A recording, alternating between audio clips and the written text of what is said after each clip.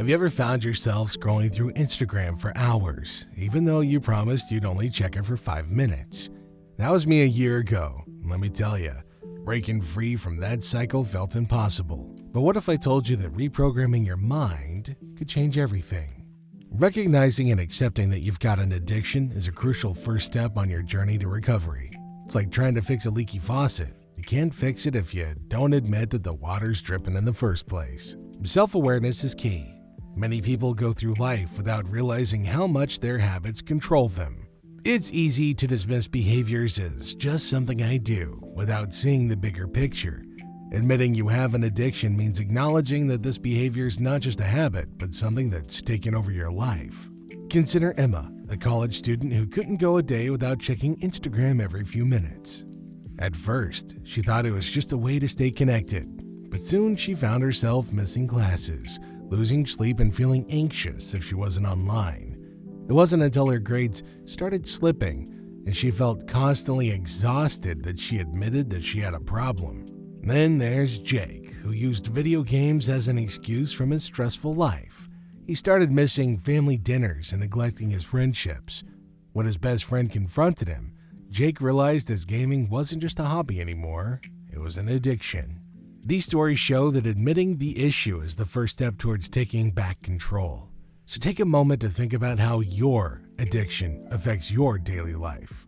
Reflect on your actions and their consequences, and ask yourself, how has this addiction changed my relationships? How is it affecting my health and my happiness?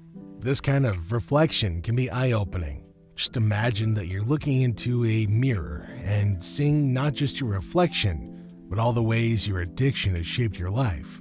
Maybe you've skipped meals, lost touch with friends, or felt constantly stressed. These reflections are important because they help you see the full impact of your addiction. Addictions don't just affect one part of your life, they can seep into every aspect. Physically, you might notice changes in your health. For example, someone addicted to sugary drinks might gain weight, feel sluggish, or develop health issues. Emotionally, addiction can lead to feelings of guilt, anxiety, and depression. Socially, it can isolate you from loved ones and ruin relationships. Think about how Emma's constant need to check Instagram made her feel disconnected from real-life interactions, or how Jake's gaming addiction strained his friendships. Understanding these consequences can be a powerful motivator to change, which brings us to self-destruction. Imagine you have a little voice inside your head that constantly tells you that you're not good enough, you're a failure, or you'll never change. These deep-seated beliefs shape how you see yourself and can make it really hard to break free from addiction. They're like invisible chains that keep you stuck in the same harmful patterns. These negative thoughts often start small but grow bigger over time, reinforced by every mistake or setback. They make you believe that you're unworthy of happiness or incapable of change, and feeding the addiction is a way to cope with all these painful feelings. Once you've identified these negative beliefs, it's time to confront them head-on. This means acknowledging the events and experiences that have shaped these thoughts. Maybe it's a series of failures, a painful breakup, or harsh words from somebody that you trusted. Confronting these memories ain't easy, but it's crucial. It's like opening up an old wound so it can finally heal properly. Ignoring these feelings only lets them fester and influence your behavior from the shadows. Think of it like removing rust from an old car before you repaint it. If you don't deal with the rust, the new paint won't stick, and that car is going to continue to deteriorate underneath. If you don't address the underlying negative beliefs, any positive changes you try to make will be superficial and temporary. By scraping away these harmful perceptions, you create a clean surface for new positive beliefs to take hold, which brings us to reprogramming your mind.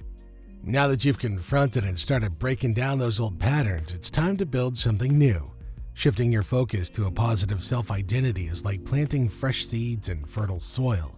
Start seeing yourself as capable, worthy, and strong. This isn't just about thinking positive thoughts, but genuinely believing that you can change and deserve a better life.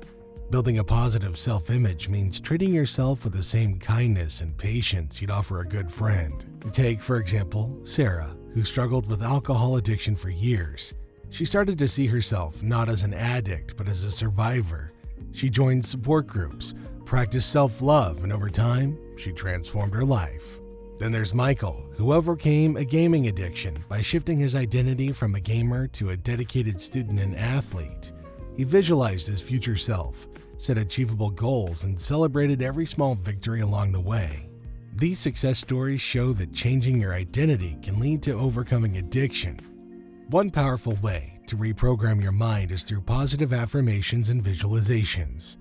Positive affirmations are single positive statements you repeat to yourself to challenge and overcome negative thoughts. For example, saying "I am strong and capable" or "I deserve happiness and health" can help shift your mindset. Visualizations involve imagining yourself achieving your goals and living a fulfilling, addiction-free life. This practice helps your brain create a roadmap to that future. At the heart of this is dopamine, a chemical in your brain that makes you feel good. When you do something enjoyable like eating your favorite food or playing a fun game, your brain releases dopamine, creating a sense of pleasure. This is perfectly normal and happens to everybody. However, when you repeatedly engage in addictive behaviors like constant gaming or substance use, your brain starts to rely heavily on these activities to get that dopamine hit. Now this is where the problem starts. Your brain has these things called pleasure centers, and they can get overwhelmed by the constant flood of dopamine. Over time, the receptor sites in your brain which receive dopamine begin to shut down because they can't handle the overload. It's like if you keep listening to loud music, eventually you might damage your hearing. Similarly, your brain's pleasure centers become less sensitive to dopamine, and you need more and more of the addictive behavior to feel the same pleasure. This is why people often need to increase their addictive behaviors to get the same high. Reprogramming your mind involves recalibrating these pleasure centers. By reducing or eliminating addictive behaviors, you give your brain a chance to reset, allowing those receptor sites to recover and become sensitive again. It's a bit like giving your ears a break from loud music so they can heal. One of the best ways to help your brain reset and break the cycle of addiction is through meditation and mindfulness. And these practices can change your brain in a really positive way. When you meditate, you calm your mind and reduce stress, which can help lower the urge to engage in addictive behaviors. Meditation helps you become more aware of your thoughts and feelings without getting caught up in them all. This awareness is powerful because it allows you to notice cravings and negative emotions without immediately reacting to them. There's many benefits to meditation. It can improve your focus, increase your emotional resilience, and even change the structure of your brain in a good way. Regular meditation can increase the gray matter in your brain, which is associated with self-control and decision-making. It also helps reduce the size of the part of your brain that handles fear and stress. If you're new to meditation, starting can be simple. Find a quiet place where you won't be disturbed. Sit comfortably and close your eyes. Focus on your breathing. Notice how it feels as you breathe in and out. If your mind starts to wander, gently bring your focus back to your breath. If you have too many stray thoughts, just visualize yourself throwing them into a mental garbage bag. Start with just a few minutes each day and gradually increase the time as you get more comfortable. You can also use guided meditations available on apps or online to help you get started.